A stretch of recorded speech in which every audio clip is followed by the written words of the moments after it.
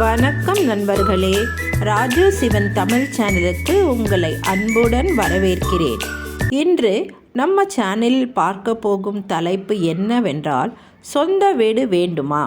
அப்படி என்றால் இவரை வழிபடுங்கள், நிச்சயம் சொந்த வீடு அமையும். வீட்டை கட்டிப்பார், கல்யாணத்தை செய்து பார் என்பார்கள். இவை இரண்டுமே எந்த காலத்திலும் கஷ்டமான விஷயங்களாகவே பார்க்கப்படுகிறது. சொந்த வீடு பற்றிய கனவு என்பது எல்லோருக்குமே இருக்கும். ஆனால் எல்லோராலும் அந்த கனவை அத்தனை எளிதாக அடைந்துவிட முடிவதில்லை.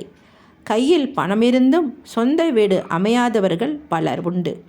இப்படிப்பட்டவர்கள் சிறுவாபுரி சென்று முருகனை வழிபட அவர்களின் எண்ணம் நிச்சயமாக ஈடேறும். சொந்த வீடு அமையும். சொந்த வீடு என்பது பலரின் வாழ்நாள் கனவு. அந்த கனவை நனவாக்கும் வல்லமை கொண்டவராக சிறுவாபுரி முருகன் போற்றப்படுகிறார். சென்னைக்கு அருகே உள்ள இந்த தலம் செவ்வாய் தோஷம் நீக்கவும், சொத்து சேர்க்கை, வீடு வாங்கவும் மிக சிறந்த இடமாக கருதப்படுகிறது.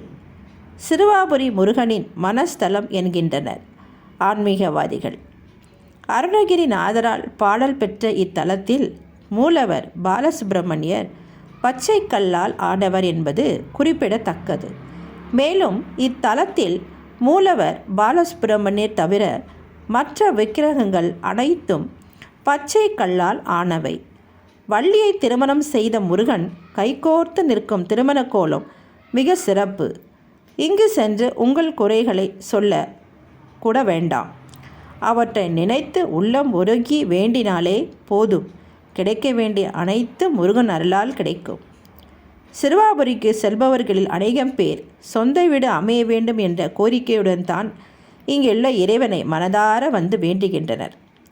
சென்னை அடுத்த சிறுவாபுரி பாலசுப்பிரமணிய சுவாமி கோவிலில் தொடர்ந்து 6 செவ்வாய்க்கிழமைகள் சென்று அல்லது 6 வளர்பிறை சஷ்டி நாட்களில் முருகனின் சன்னதியில் 6 சிறிய கற்களை அடுக்கி வைத்து சொந்த வீடு அமைய மனமுருகி வேண்டினால் வீடு வாங்கும் யோகம் நிச்சயம் கைகூடும். உங்கள் வேண்டுதல் நிறைவேற சிறுவாபுரி முருகனை எப்படி வழிபட வேண்டும் மற்றும் அதன் சிறப்புகள் என்ன என்பது இப்போது பார்ப்போம். சிறுவாபுரி முருகனின் ஸ்தல வரலாறு என்னவென்றால், சிறுவாபுரி அதாவது சின்னம்பேடு தலம் இராமாயண காலத்தோடு தொடர்புடையது. சிறுவர் புரி சீதாதேவி வால்மீகி ஆசிரமத்தில் இருந்தபோது பிறந்த லவ குச ஆகிய சிறுவர்கள் இங்கு தான் வளர்ந்தனர். இது ஒரு போர்த்தலம். தெரியாமல் தந்தை ராமரிடமே லவகுச போர் புரிந்து வெற்றி பெற்ற தலம் இது. சிறுவர்கள் போர் புரிந்த இடமாதலால் இது சிறுவர் போர் புரி என்று அழைக்கப்பட்டு பின்னாளில் மருகி சிறுவாபுரி ஆனது. அண்ணாமலையார் அருள். இங்குள்ள முருகன் வள்ளி மணாளன் கோலத்தில் காட்சியளிக்கிறார். அருணகிரிநாதரால் பாடப்பெற்ற பெருமை கொண்ட தலம் இது. அருணகிரிநாதர் அருளிய சிறுவாபுரி திருப்புகழ் பதிகத்தை தினமும் பாராயணம் செய்வது சொந்த வீட்டு கனவை நிறைவேற்ற உதவும். சொந்த வீடு அமைய வழிபாட்டு முறைகள் என்னவென்று நாம் இப்பொழுது பார்ப்போம். சிறுவாபுரி முருகனை வேண்டி வீடு கட்டும் கனவு நினைவாக பின்பற்ற வேண்டிய சில முறைகள். சிறுவாபுரி முருகன் கோவிலில் வள்ளி கல்யாணம் மிக விசேஷமானது.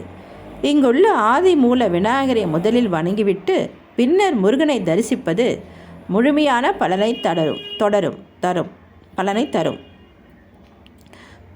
தரிசனம், அதாவது நீங்கள் செங்கல் வழிபாடு செய்ய வேண்டும்.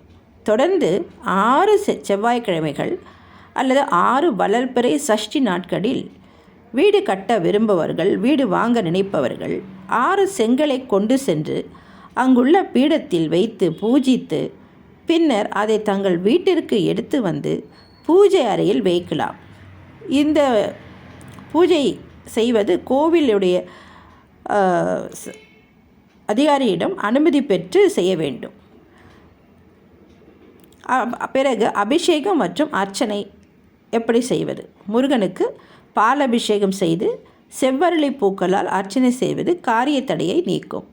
பிறகு நெய் தீபம் ஏற்ற வேண்டும். கோவிலில் 6 நெய் தீபங்கள் ஏற்றி முருகனை மனமுருகி பிரார்த்தனை செய்யவும். அதேபோல் அருணகிரிநாதர் அருளிய சிறுவாபுரி திருப்புகழை அங்கேயே அமர்ந்து பாராயணம் செய்வது மிகுந்த பலனை தரும். பின்பு 10 நிமிடம் அங்கு உட்கார்ந்து கொண்டு தியானம் செய்ய வேண்டும்.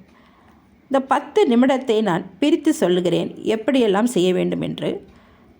நீங்கள் கோவிலுக்கு சென்று செய்தாலும் சரி, செல்ல முடியாத நேரத்திலோ அல்லது வீட்டில் இருந்தபடியே கூட நீங்கள் வேண்டிக் கொள்ளலாம்.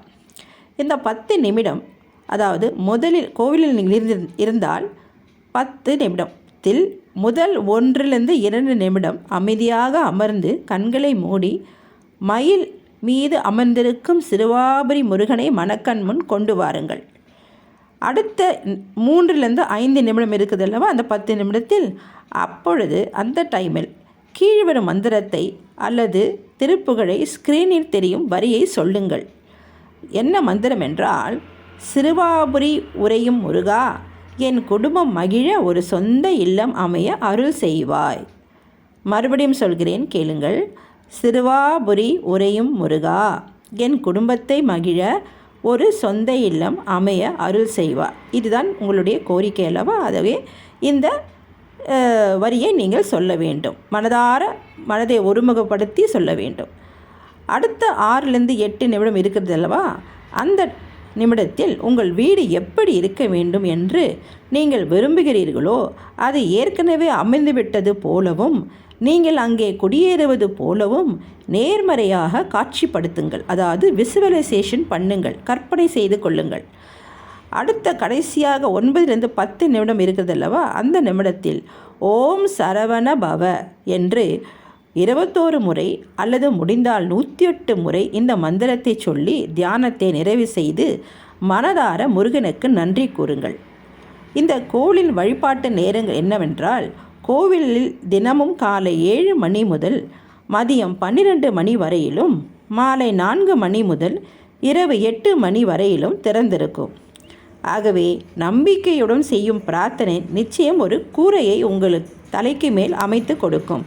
ஆகவே சிறுவாபுரி முருகனை மனதார வேண்டி நம்பி நான் சொன்ன அனைத்து பிரார்த்தனைகளும் நீங்கள் அந்த சிறுவாபுரி கோயிலுக்கு சென்று செய்து வாருங்கள். நன்றி அன்பர்களே. இந்த பதிவு பிடித்திருந்தால் லைக் செய்யுங்க, ஷேர் பண்ணுங்கள், சப்ஸ்கிரைப் பண்ணுங்கள், ஹை பட்டனையும் ப்ரெஸ் பண்ணுங்கள். கமெண்ட்டில் சிறுவாபுரி முருகன் என்று டைப் செய்யவும். மறுபடியும் ஒரு நல்ல வீடியோவுடன் உங்களை மீண்டும் சந்திக்கிறேன். நன்றி.